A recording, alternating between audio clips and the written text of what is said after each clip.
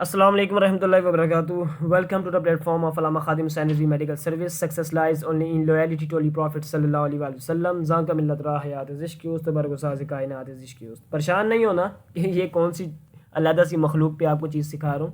ये VS studio है।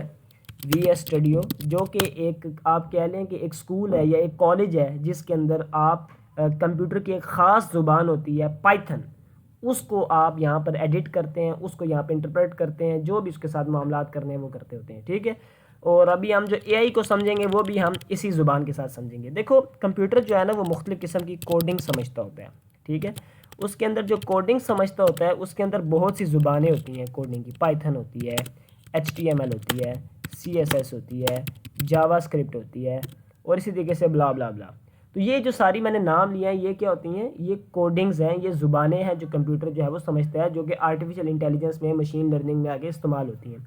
हमारी जो 3 दिनों की वर्कशॉप है उसको हम इस तरह तकसीम करेंगे कि सबसे पहले हम आर्टिफिशियल इंटेलिजेंस को समझेंगे, फिर हम मशीन लर्निंग को, फिर डीप लर्निंग को और इनकी तमाम सब टाइप्स को। उसके बाद हम इनकी एप्लीकेशंस को समझेंगे और एप्लीकेशंस के साथ साथ फिर हम समझेंगे कि what is the practical application. अब सबसे पहले हम समझते हैं कि आर्टिफिशियल इंटेलिजेंस होती क्या चीज़ है। देखो मैं नीलम गया, स्वात गया, वहाँ पे SDS यूथ इनिशिएटिव प्रोजेक्ट हमने लगाया हुआ था। बच्चों को समझाया करता था मैं कि कभी भी आप किसी भी मशीन को, किसी भी रोबोट को आप ह्यूमन सेंस के मुताबिक उससे कोई काम करवाएं तो दिस इज़ आर्टिफिशियल इंटेलिजेंस। जाहिर बात है अब हम अपनी सेंस निकाल के तो उसमें नहीं दे सकते ना, तो हम किसी भी रोबोट में, किसी भी मशीन में कोई भी इंटेलिजेंस डाल दें और वो उस इंटेलिजेंस के मुताबिक कोई भी टास्क जो है वो परफॉर्म करने लग गया, दिस इज आर्टिफिशियल इंटेलिजेंस। इसका दूसरा नाम है virtual intelligence. Okay. Common example इसकी आपके व्हाट्सएप में मौजूद मेटा AI है या फिर आपके गूगल में मौजूद ChatGPT है। ठीक हो गया। काफ़ी लैपटॉप्स में आगे पीछे जेमिनी वगैरह के भी होते हैं। अच्छा, अब AI जो है वो क्या चीज़ है कि इसकी आगे से फिर किस्में हैं। फर्स्ट ऑफ ऑल है नैरो AI और उसके बाद आ जाती है जी इसको आप कहते होते हैं स्ट्रॉन्ग AI। अगर मैंने इसको नैरो कहा है ना तो उसका दूसरा नाम क्या हो जाएगा? Week AI।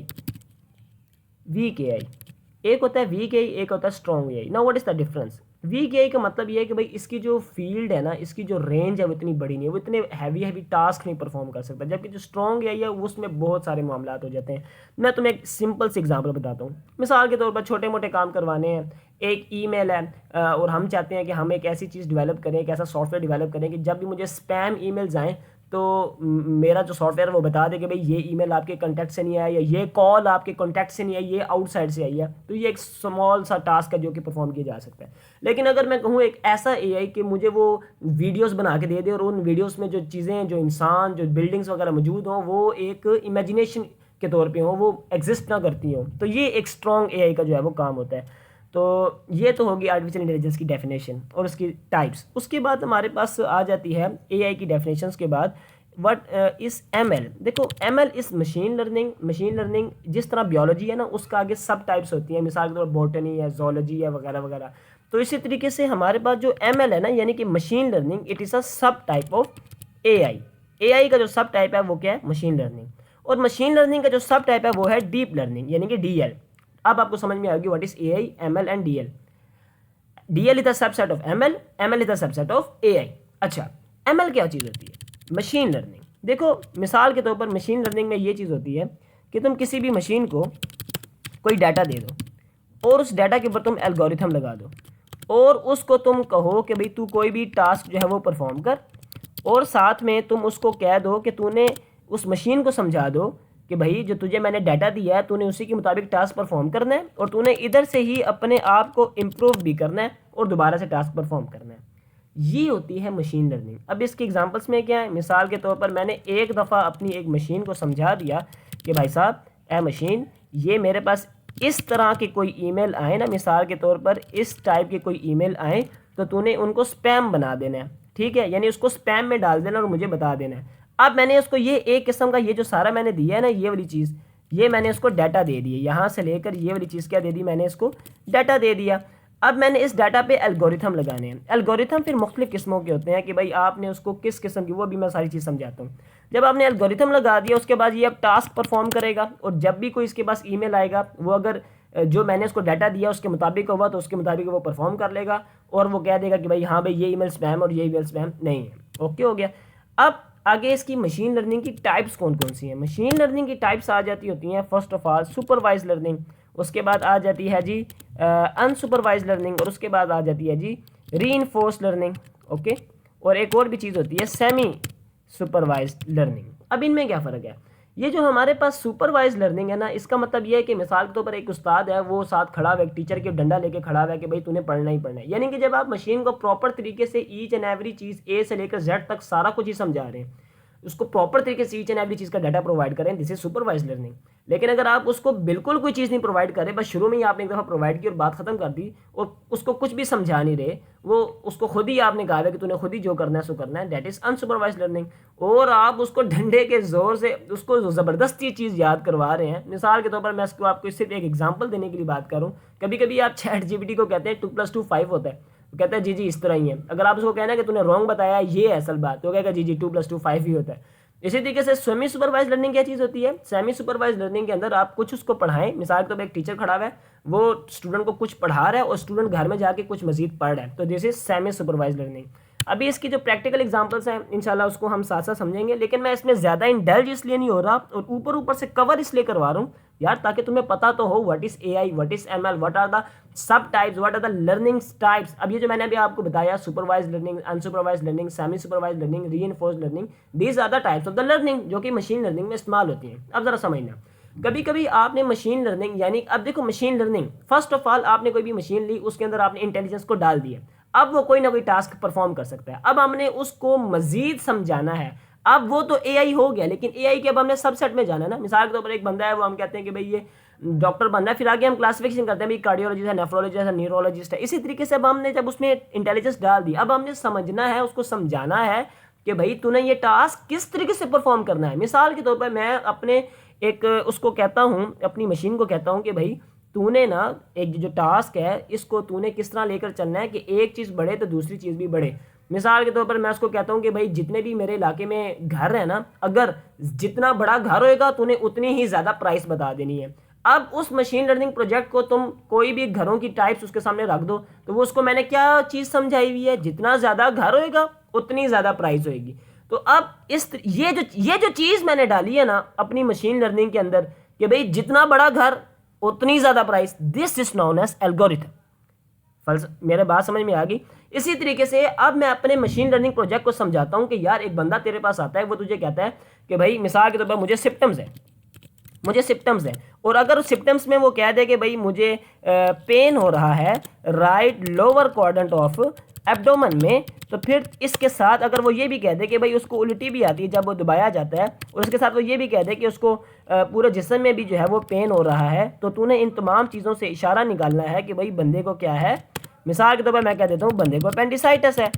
अब ये जो सारा का सारा मैंने मशीन लर्निंग को समझाया कि भाई ये सब कुछ होएगा सिम्टम्स के अंदर, तो तब तूने अपेंडिसाइटिस जो है वो सजेस्ट करना है, डिटेक्ट करना है। तो this is also an algorithm, और इस एल्गोरिथम का नाम क्या है कि भाई डिसीजन मेकिंग ट्री। एक ऐसा एल्गोरिथम जिसमें आप मुख्तलिफ चीज़ों को कंबाइन करके एक जगह पहुंच रहे हैं, जबकि जो मैंने आपको इससे पहले वाला बताया था वो बिल्कुल लीनियर जो है वो काम था, यानी कि एक ऐसी एनालिसिस थी जब मैं कह रहा था कि भाई जितना बड़ा घर उतनी ज़्यादा प्राइस, तो इसको आप कहते होते हैं भाई ये लीनियर वाला जो है ना काम है, रिग्रेशन वाला काम है। जबकि जो भी मैंने आपको बात बताई सिम्टम्स वाली, ये क्या चीज़ थी, डिसीजन। आया वो लीनियर चीज़ हो या फिर वो डिसीजन मेकिंग चीज़ हो, these are what things, these are algorithms. अब तुम्हें एल्गोरिथम्स की भी बात समझ में आ गई कि भाई एक तो इंटेलिजेंस डालना नहीं होता है, इंटेलिजेंस डाल के उसमें एल्गोरिथम लगा के उसको डाटा दे के फिर उससे टास्क परफॉर्म करवाना होता है, जिसका नाम है machine learning. Now what is DL? DL कहते हैं डीप लर्निंग को। डीप लर्निंग का मतलब क्या है? मिसाल के तौर पर मैं मुख्तलिफ किस्म के न्यूरल नेटवर्क्स बनाता हूँ। मिसाल के तौर पर मैं न्यूरल नेटवर्क बनाया 1, और इसी तरीके से मैंने न्यूरल नेटवर्क बनाया 2, और इसी तरीके से मैंने न्यूरल नेटवर्क बनाया 3।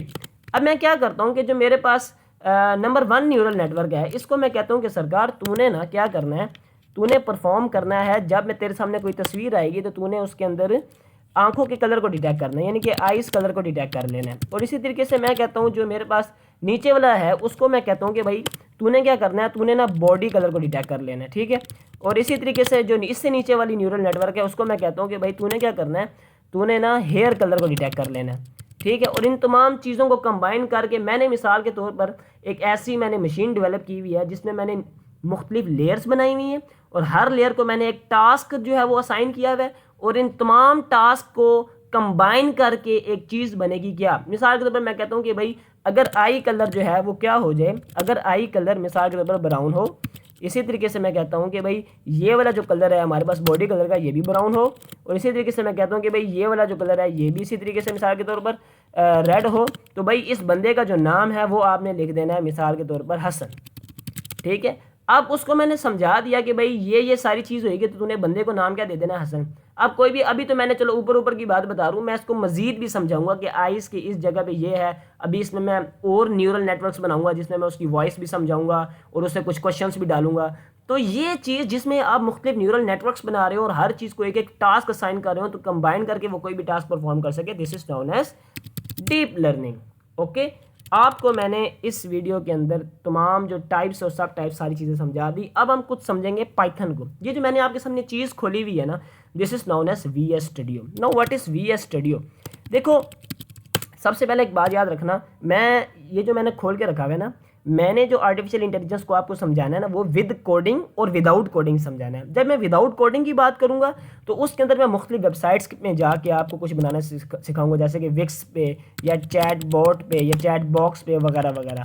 लेकिन जब मैं आपको विद कोडिंग आर्टिफिशियल इंटेलिजेंस की एप्लीकेशन को इस्तेमाल करना समझा रहा हूँ तो उसके लिए मैं आपके सामने VS स्टूडियो इस्तेमाल करूँगा, जिसके अंदर पाइथन ज़ुबान को, जो पाइथन कोडिंग है उस ज़ुबान को आप क्या कर सकते हैं, एडिट कर सकते हैं, इंटरप्रेट कर सकते हैं, कुछ भी कर सकते हैं। ये VS स्टूडियो को आप एक स्कूल समझ लें और इस स्कूल के अंदर आप इस ज़ुबान को क्या कर सकते हैं, लिख सकते हैं और ये आपको सबको समझाएगा। अभी आपने देखा होगा, अभी मैंने ये सारी लैंग्वेज लिखी है तो उसने बताना शुरू कर दिया कि भाई ये चीज़ मैं समझ नहीं पा रहा, ये तुमने गलत लिखा है, वो नीचे एरोज वगैरह दे रहा है। अभी चलें इसको थोड़ा समझने की कोशिश करते हैं।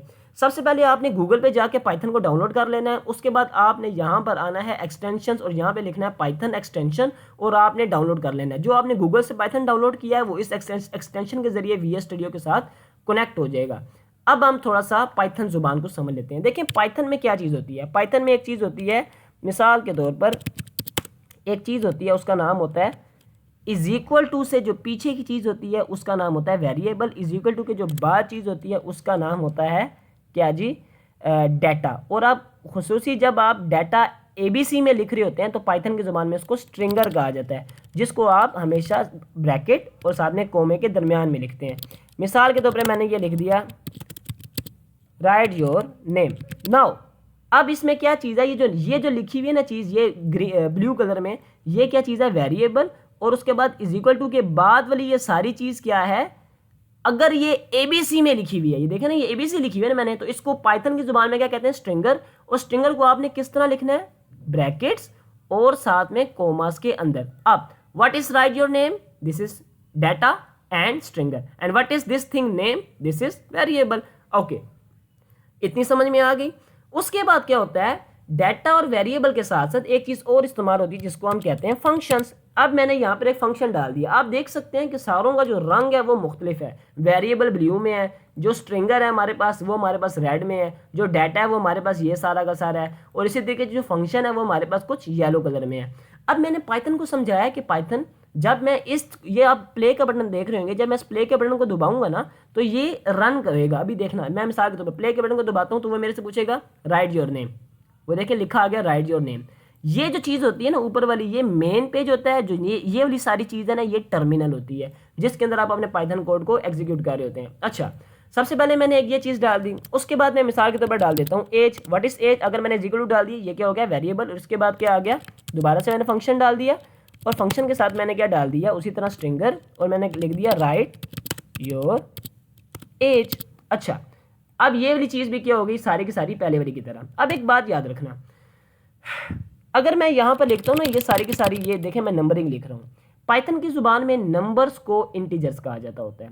1 0 1 2 3 4 5 कुछ भी हो जाए उसको क्या कहा जाता है, इंटीजर्स, यानी कि दिस थिंग, ये कहा जाता होता है इंटीजर्स। ओके, उसके साथ साथ अगर आप पाइथन में ये लिखें 1.2 या फिर 2.4 या फिर 5.6, यानी कि डेसिमल पॉइंट्स के साथ जब आप कुछ भी लिखते हैं तो उसको कहा जाता होता है फ्लॉट्स। ओके, इसको क्या कहा जाता होता है, फ्लॉट। ये देखिएगा ये लिखा भी आ जाएगा फ्लॉट। और इसी तरीके से इंटीजर भी शॉर्ट फॉर्म में INT की फॉर्म में लिखा जाता है, और स्ट्रिंगर भी शॉर्ट फॉर्म में STR की फॉर्म में लिखा जाता है, यानी कि STR स्टैंड्स फॉर, अब जरा देखिएगा what is STR, this thing is known as ABC। और इसी तरीके से मैं आपसे पूछूं what is INT, this is known as 1 2 3 4 5 6। अगर मैं आपसे पूछूं कि व्हाट इज फ्लॉट, तो आप क्या कहेंगे? फ्लॉट क्या चीज़ होती है? 4.5, यानी कि डेसिमल पॉइंट के साथ कुछ भी। तो आप देख लें कि जब भी आपने स्ट्रिंगर को लिखना है तो आप उसको जब इस तरह लिखेंगे तो ये इशू नहीं करेगा। ओके, ये सारी की सारी मैंने आपको कुछ चीज़ें बता दी हैं। अच्छा, इसको अब क्रॉस करते हैं। अब हम क्या कहते हैं कि भाई मिसाल के तौर पर ये मैंने आपके सामने सारी चीज़ लिखी। अब मैं यहाँ पर जब भी आपने इस चीज़ को एग्जीक्यूट करना है, मिसाल के तौर पर मैं चाहता हूँ कि जब भी मैं अपना नाम और अपनी एज लिखूँ तो ये मुझे रिवर्स रिटर्न ने मुझे मेरा नाम और जो एज है वो कंबाइन करके दे दे। तो जब भी आपने इसको इस तरह लिखना हो तो आप एक और फंक्शन इस्तेमाल करते हैं, उसका नाम होता है प्रिंट। और प्रिंट के साथ आप इसी तरीके से लिखते हैं क्या क्या चीज़ आपको चाहिए, नेम, और साथ में क्या चाहिए, एज। तो आप देखिएगा अगर मैं इसको रन करता हूँ और मैं इसको अपना नाम और ये सारा कुछ बताता हूँ। फर्स्ट ऑफ ऑल मैं पूछ रहा नाम, मैं कहता हूँ अरबाब। इसी तरीके से वो मेरे पूछ रहे एज, मैं कहता हूँ 23। अब उसने मेरा क्या कर दिया, नाम और एज को कंबाइन करके दे दिया। इसी तरीके से मुख्तलिफ चीज़ें और इस्तेमाल होती हैं। जब आप पाइथन के अंदर इस्तेमाल कर रहे होते हैं तो आप वहाँ पे मुख्तलिफ कंडीशंस इस्तेमाल करते हैं। मिसाल के तौर पर मैं आपको कहता हूँ लेटस से मिसाल के तौर पे आपने कंडीशनल सेंटेंसेस पढ़े हुए हैं, कंडीशनल सेंटेंसेस 1 2 3 4, वहाँ पे आप इफ़ और देन को इस्तेमाल करते थे। पाइथन के अंदर इफ़ को इफ़ के तौर पे इस्तेमाल किया जाता है, लेकिन देन को इस तरह लिखा जाता है। ये आप देख रहे हैं सेमीकोलन, जो हम इसको कहते हैं इस तरीके से। इसका मतलब क्या है, इफ़ यानी कि अगर, उसके बाद इसको हम क्या कह देंगे, देन। अच्छा, ये बात भी समझ में आ गई। और हमारे पाइथन के अंदर क्या होता है, हमने फंक्शन को डिफाइन करना है। मिसाल के तौर पर अभी हम इंशाल्लाह एक अपना एआई डॉक्टर बनाएंगे। ये आप ऊपर देख रहे हैं, ये मुख्तलिफ कोडिंग्स पहले की हुई हैं, लेकिन मैं ये इसलिए क्योंकि अगली नेक्स्ट वीडियो में हमने बताना है। अभी मेरा जो मेन मकसद था वो कुछ पाइथन के बारे में आपको समझाना, पाइथन को किस तरह इस्तेमाल किया जाता है, पाइथन के अंदर कोडिंग किस तरह इस्तेमाल होती है। अब जब आप पाइथन के अंदर किसी चीज़ को, पाइथन को पहले समझाना पड़ता है, तो आप कहेंगे भाई पाइथन मैं तुझे डिफाइन कर रहा हूँ कि मैंने बनाना है एआई डॉक्टर। अब आप इस तरह लिखेंगे, उसके बाद इसको यूं करके ये ब्रैकेट्स डालना लाजमी होती हैं। अब आप इसको क्या करेंगे, डिफाइन करेंगे, यानी कि यहाँ पर आके आपने इसको डिफाइन करना है। और अब आपने जो भी लिखना है, कुछ भी लिखना है, मिसाल के तौर पर आपने यहाँ पर लिखना है कि भाई अगर सिम्पटम्स ये हों तो फिर ये करना है, और अगर ये हो तो ये करना है, ब्ला ब्ला ब्ला। तो ये मैंने आपको कुछ चीज़ें बताई कि जो पाइथन ज़ुबान में इस्तेमाल हो रही होती हैं। अच्छा, इसी तरीके से पाइथन ज़ुबान में मुख्तलिफ़ किस्म की चीज़ें इस्तेमाल हो रही होती हैं, जिसको आप नाम देते हैं ऑपरेशंस का। मिसाल के तौर पर मैं कहता हूँ कि भाई 2+2, आई से 2+2। अब एक तो ये चीज़ होगी, मैं फिर कहता हूँ 4 is greater than 6, sorry 4 is greater than 1। अब ये ऑपरेशंस इस्तेमाल हो रहे हैं, जिसमें मैं पहली वाली लाइन में कौन सी इस्तेमाल करूं, अरिथमेटिक ऑपरेशन, और नीचे वाले में कौन सा इस्तेमाल करूं, लॉजिकल, या मैं इसको कह सकता हूं कंपैरेटिव ऑपरेशन। और जब आप एंड या और को इस्तेमाल करते हैं तो इसको आप कह देते हैं भाई लॉजिकल ऑपरेशंस या मुख्तलिफ किस्म के ऑपरेशंस। तो ये सारी की सारी चीज़ें जो पाइथन ज़ुबान में इस्तेमाल होती हैं। अब पाइथन जो है उसके अंदर पहले लाइब्रेरी को इंस्टॉल करना पड़ता है। मिसाल के तौर पर मैं चाहता हूँ कि भाई मेरे अंदर क्या होएगा, मेरी जो कोई भी कोडिंग होएगी उसके अंदर मुख्तलिफ किस्म की, मैं चाहता हूँ मेरी कोडिंग जो है वो स्पीक करे, वो क्या करे, स्पीक करे। तो सबसे पहले मुझे इंपोर्ट करनी पड़ेगी मुख्तलिफ चीज़ें। मिसाल के तौर पर speech recognition library, speech recognition library, ये एक लाइब्रेरी है जो कि अगर मैंने इंपोर्ट कर दी पाइथन के अंदर तो इसका काम क्या होएगा, ये मेरे कोड को बुलवाएगी। और इसी तरीके से ढेर मारी और भी जो है वो इस्तेमाल होती हैं लाइब्रेरीज। मिसाल के तौर पर पांडाज एक लाइब्रेरी है।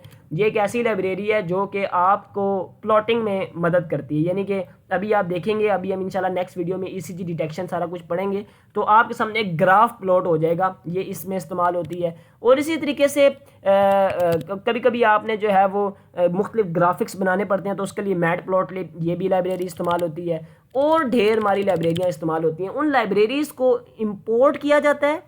यहाँ तक मिसाल के तौर पर मैं लिखता हूँ इंपोर्ट फलानी लाइब्रेरी, इंपोर्ट फलानी लाइब्रेरी, इसी तरह मैं नीचे जाता रहता हूँ। और जब मैं सारी लाइब्रेरीज इंपोर्ट कर दूंगा, उसके बाद मैं कुछ फंक्शंस को डिफाइन करूँगा, मिसाल के तौर पर KHRAI रोबोट, और उसके बाद मैं उसके अंदर सिचुएशंस डालूंगा, कंडीशंस डालूंगा, आखिर में जाके मैं कहूँगा कि चल भाई अब इसको रन कर। तो जब वो रन होएगा तो इंशाल्लाह इसको हम मजीद समझेंगे। तो this was all about what the definitions of AI MLDL, the sub types, the क्या कहते हैं इसको, पाइथन लैंग्वेज को इंटरप्रेट किस तरह किया जा सकता है, VS स्टूडियो के अंदर हम उसको किस तरीके से, VS स्टूडियो देखें ये एक ऐसी चीज़ होती है, मैं आपको दिखा देता हूँ। ये रहा VS स्टूडियो, और इसको आपने डाउनलोड करना होता है। ये सिंपल से गूगल से जो है वो डाउनलोड हो जाता होता है। तो this was all about today's lecture. इंशाल्लाह अगली जो वीडियो उसके अंदर हम ये 3 एप्लीकेशंस KHR कि भाई हम ECG किस तरह डिटेक्ट कर सकते हैं इस पाइथन को इस्तेमाल करते हुए, हम हेल्थ असिस्टेंट को किस तरह बना सकते हैं, हम AI डॉक्टर को किस तरह बना सकते हैं। और मिसाल के तौर पर आप देखो ये ECG पड़ी हुई है, तो ये हम इंशाल्लाह इसके जरिए डिटेक्ट करवाएंगे कल। बाकी अल्लाह पाक आपका और हमारा हामी और नासिर हो, कनेक्टेड रहिए।